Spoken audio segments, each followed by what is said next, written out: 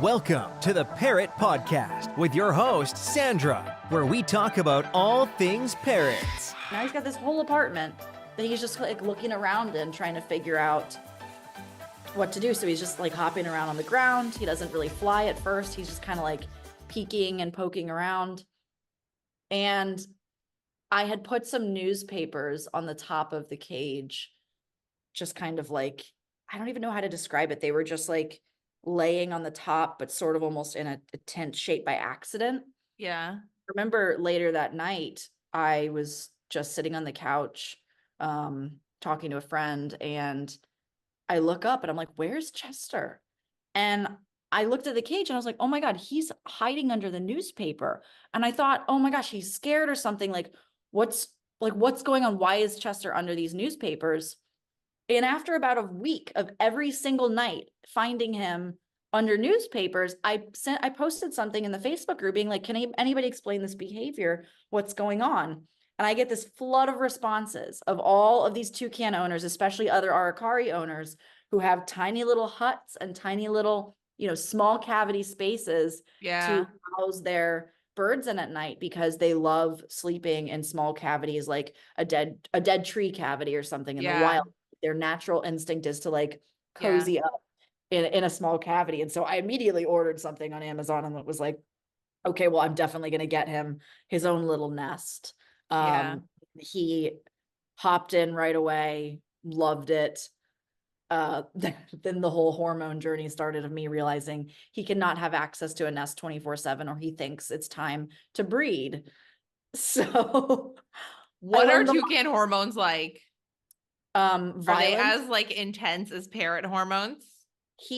Chester is so possessive of me. He very quickly decided we are partners.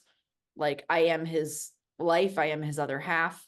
He is scared of other birds. I think, again, because he was in this bird store for a year, I think it just really, like it doesn't seem like he was allowed out ever. Aww. But parrots were allowed out. And these cockatoos and macaws would I witnessed it, like they would fly and smack into his cage and Chester would bounce around on the inside, like in a panic. Oh my God. So I think he's scared of birds and doesn't understand he's a bird. So I am his partner. He does not understand we are different creatures. Yeah. And so yeah, hormones. I mean, he's attacked a couple of people who've come over before, like gone for their eye. I've rejected him before and he's gone and tried to bite my eye.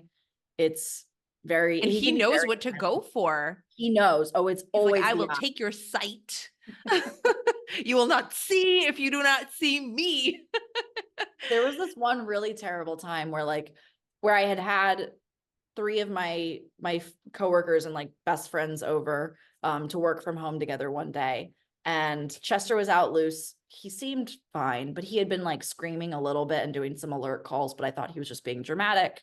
I didn't really think he was going to go after anybody. He's seen these people a million times. He knows my coworkers.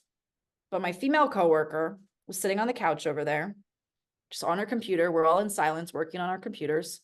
And all of a sudden, Chester goes from over in my kitchen across here and darts directly for her and gets her right by her eye, like so close to her eye. Like he did a direct attack.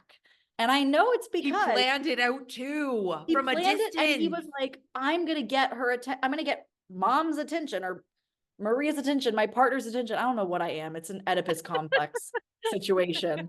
But he was like, I'm going to get her attention by going after this girl. And he was right. I mean, I immediately was like, oh my God, like freaked out, went over to make sure she was okay, put Chester in his cage, did not let him out again.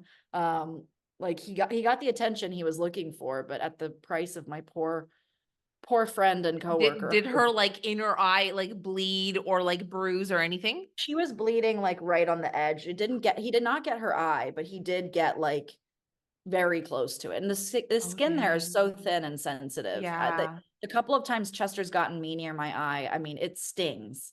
It is not a good feeling. Dang.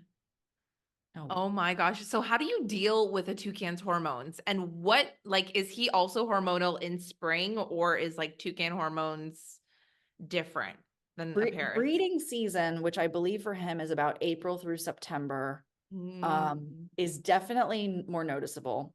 He's a little friskier.